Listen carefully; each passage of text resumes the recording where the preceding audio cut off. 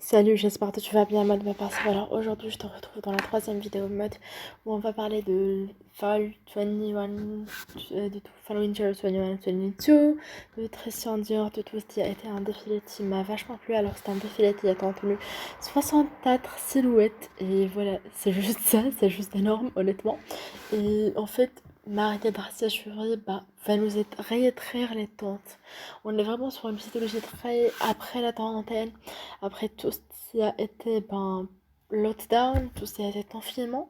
Et c'est un peu une critique, on va dire, des réseaux sociaux et de la manière dont aujourd'hui les filles se construisent en fait. Et c'est vraiment un peu ses propos à elle en tout cas.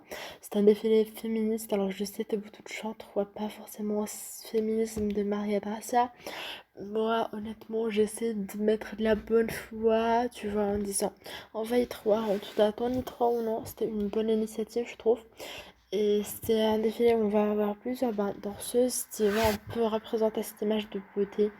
De l'autre côté, on va voir en fait le défilé avec les tenues du tout. Et les tenues ont été vachement intéressantes puisque chacune des tenues finalement représentées des femmes, que ce soit des étolières, des working women, des working girls, des danseuses, des party girls, bref, on a vraiment eu des tenues qui représentaient toutes les femmes, des femmes androgynes, vraiment toutes formes de femmes avec des voiles sur la tête, des serre-têtes sur la tête, des tenues bohèmes, d'autres très précis, vraiment un mélange en fait. Il n'y a pas eu un, voilà, il y a pas eu un seul style au défilé, plein de styles pour représenter tout plein de femmes qui construisent en fait finalement l'image qu'on a de la femme, l'image t'as le dressing féminin, tel soit avec un blazer, tel soit avec un look très bohème, très chic.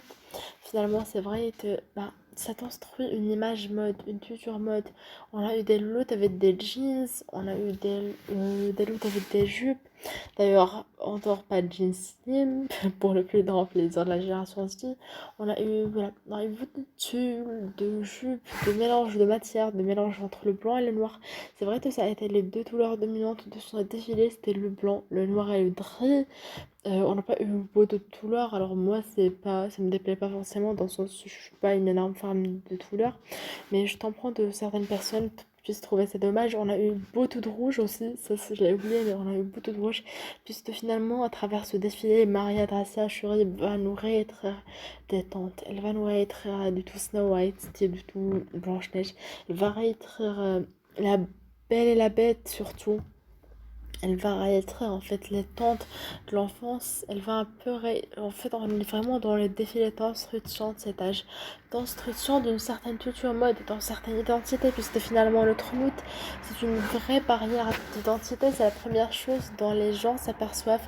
Notre look, ça représente qui en est finalement, ça représente beaucoup de choses. Alors oui, je sais qu'on ne devrait pas juger sur le physique, mais finalement on vit dans une société matérialiste où on juge vachement sur le physique.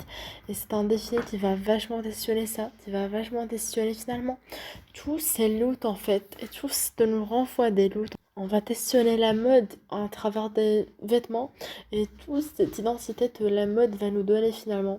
Toutes ces idées on va se faire juste d'un look.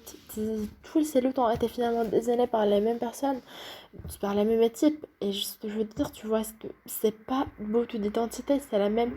Bah, équipe qui nous a donné plusieurs looks. Alors finalement, dans la scène du final, on a eu des robes de bal, un petit tête large, je trouve, princesse détente. Où, voilà, justement un peu à ce côté où on disait aux filles, soyez des princesses. Et comme l'a dit Margaret Séchury, pour vous instruire, ne vous retardez pas dans le miroir. Et c'est vrai que ça a été vachement un défi critique, pour tout ce qui est notre société aujourd'hui, pour tout ce qui est en fait la société, parce que finalement en fait pour nous voilà, euh, bah voilà, les réseaux sociaux c'est quand même un miroir, et finalement c'est un peu pour se dire ouais, mais ne vous construisez pas juste par rapport à votre reflet au miroir, vous n'êtes pas juste ça, vous êtes aussi plein de choses, vous êtes des personnes à part entière. Et ouais, j'ai beaucoup aimé ce défilé, vraiment c'était un immense tuteur et je vous conseille de le voir en entier, d'analyser les tenues et de me dire votre avis en commentaire. Je vous tiens dans une prochaine vidéo. À bientôt. Salut, abonnez-vous et mettez un petit pouce bleu si jamais vous avez apprécié cette vidéo. Bye bye.